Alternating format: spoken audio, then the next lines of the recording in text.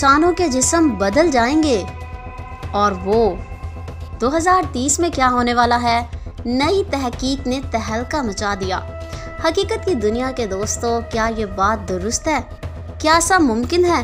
जानने के लिए इस वीडियो को आखिर तक देखें और हमारे चैनल हकीकत की दुनिया को सब्सक्राइब करें।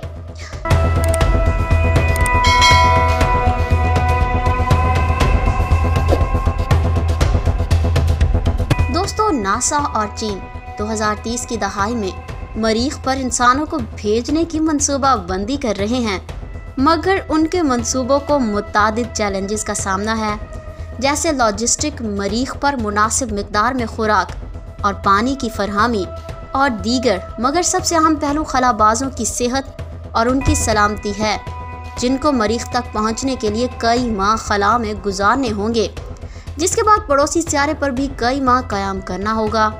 ऐसे खदशात भी मौजूद हैं कि बहुत कम कशिश शकल के बाइस इंसानों के लिए मरीख पर रहना मुश्किल साबित हो सकता है।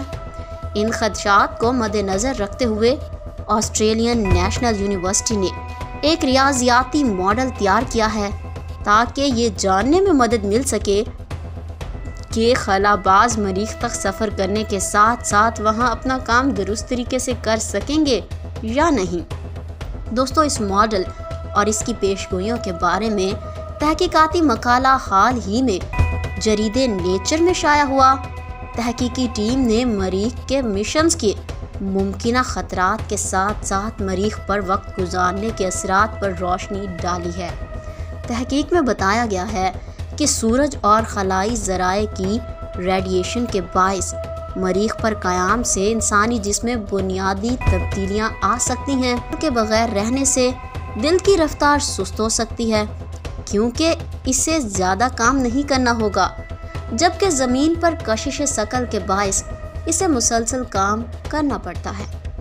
मुहक्किकीन ने कहा कि यही वजह है कि इंटरनेशनल स्पेस स्टेशन से वापसी के बाद खलाबाज बेहोश हो जाते हैं।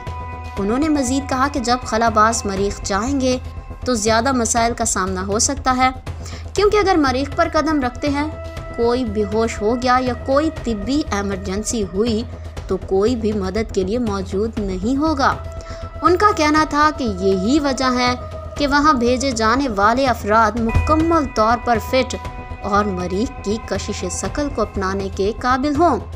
इस मॉडल के लिए मशीन लर्निंग पर मबनी एल्गोरिथम इस्तेमाल किए गए थे, जिसमें ISS और अपोलो मशीन्स का डाटा फीड किया गया था।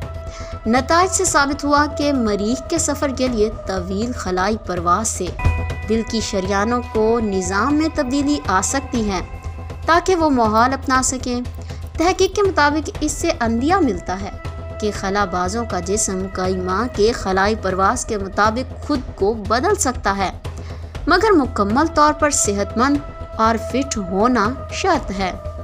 अब ये माहिरीन बीमार या कम सेहतमंद अफराद पर तवील खलाई सफ़र के असरात जानने की कोशिश करेंगे, ताकि मालूम हो सके कि क्या आम अफराद भी खला का सफ़र कर सकते हैं या नहीं।